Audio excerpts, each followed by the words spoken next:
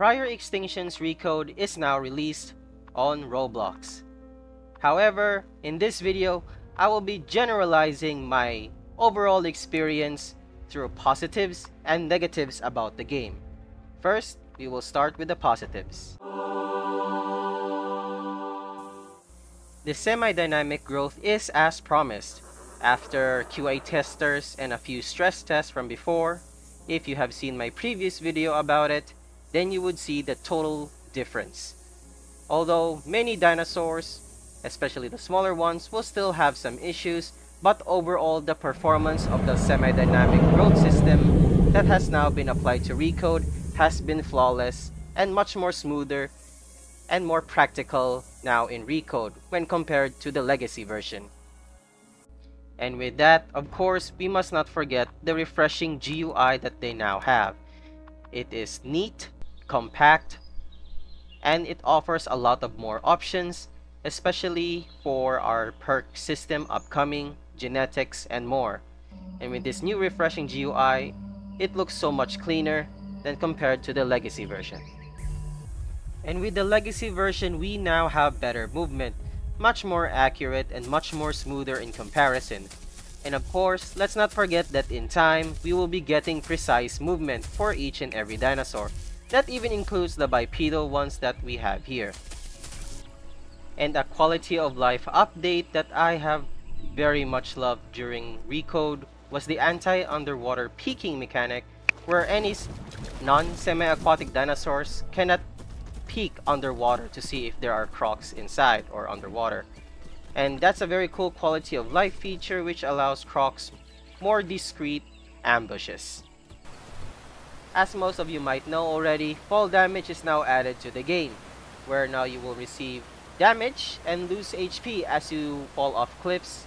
So you better be wary and start getting a good layout of the map, so whenever you need to escape, you know where to go.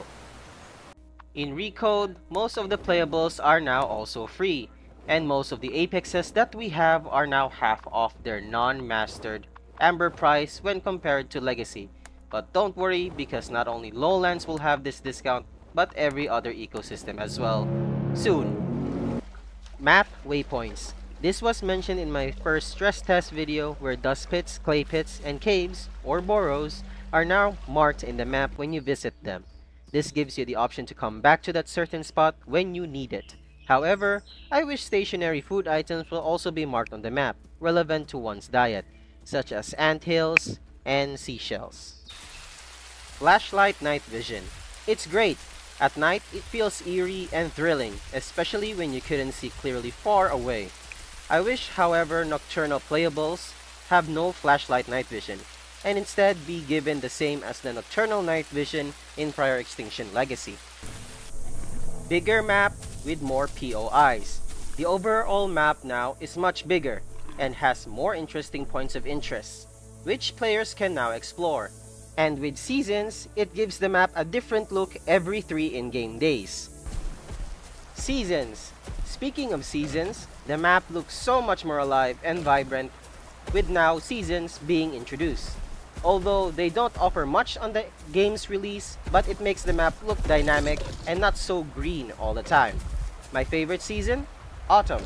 It's pretty colorful, especially near the woodlands, forests, and prairies with the different trees showing off different colors. More food items. The main advantage this feature gives is more food options, especially for carnivores. Not all food items are available to munch on, such as honeycombs and some mushrooms and fruit trees. However, the release doesn't have moving AI dinosaurs yet, but spawning corpses which somehow are still buggy. It gave us a sneak peek to the potential of various food options according to each playable diet. We've seen anthills, bird nests, and shellfish, and with more coming.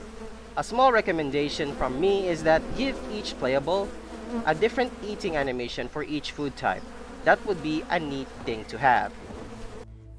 The new growth system, the Eat to Grow system. This allows for players to roam around the map instead of staying in one place or in one spot, especially for herbivores. You have to constantly move and forage for food. And eventually, when temperature well-being gets added, then seasons will also affect how the way you hunt for food and forage for it. Apex limits. Not everyone is happy with apex limits. This only applies to carnivores as well. However, maybe apex limits will depend on the strength of the dinosaur. For example, quets could be numerous, more than 6 maybe, but not more than 10. Because at the moment, they couldn't stand a chance since most herbivores can herd up limitlessly. And quets is quite the glass cannon. But the main problem of overpopulation of rexes, however, has been mitigated. Floods and droughts. The highlight for me in this game Recode. Not only it makes the map more dynamic, but it also affects how players would react. For example, a small water hole would dry up, then you would have no choice but to go into a river and risk yourself getting ambushed by a croc. Or, from my experience, is where I discovered that Orbor mud bath gets actually flooded, and since I couldn't access the mud pit, then I would have to migrate and find another one. Orbor being flooded also gives a temporary haven for thirsty dinos and avoid any croc ambush from the rivers. Now for the criticisms and recommendations. There are various bugs during this release, such as the investigation UI getting stuck, you can't interact with dead bodies on the water, pacing through under the map, foliage not showing their eaten form, and incomplete data transfers.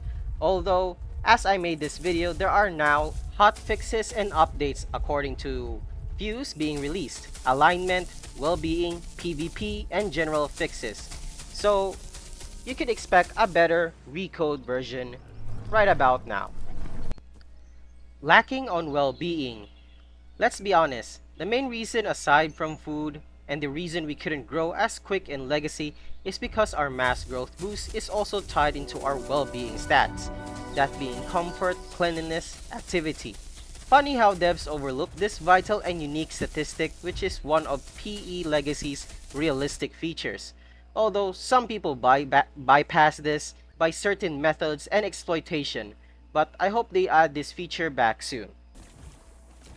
Food values. Simple. Foliage doesn't give as much food when compared to Legacy. However, this could be intentional to allow herbivores to migrate more and carnivores to hunt more. But I wish at juvenile up to adolescent stages, we could eat an entire bush without having to find another again and again, and only gaining 1 bar of hunger from all of it.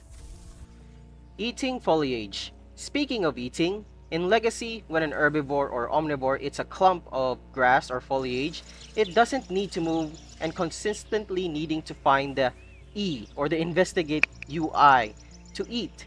I wish they would bring this feature back and only allow the investigative UI to pop up when players need to use their senses and sniff out food if they are curious. Senses. This was also buggy on release, but if you have been following my Recode update videos, the senses work just fine. This will be fixed and patched soon, hopefully within the week, so that carnivore mains and players would have a better time tracking prey and hunting them. Non-beginner friendly. Comparing other dinosaur simulators on Roblox, prior Extinction is pretty complex and requires new or inexperienced players to research or ask through global chat about certain features in the game.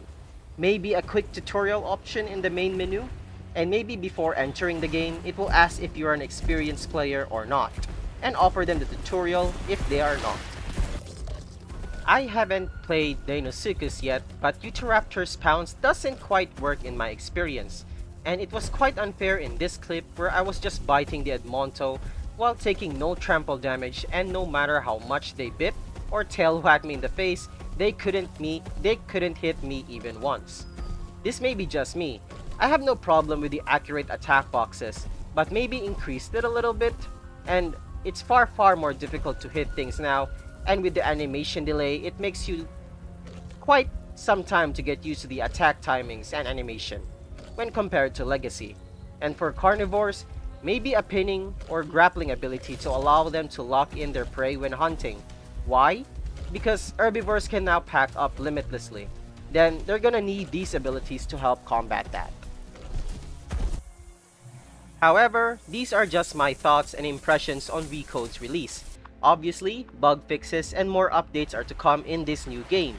It just has been one day, but do take note that Recode has been rushed and has been only in development under a year.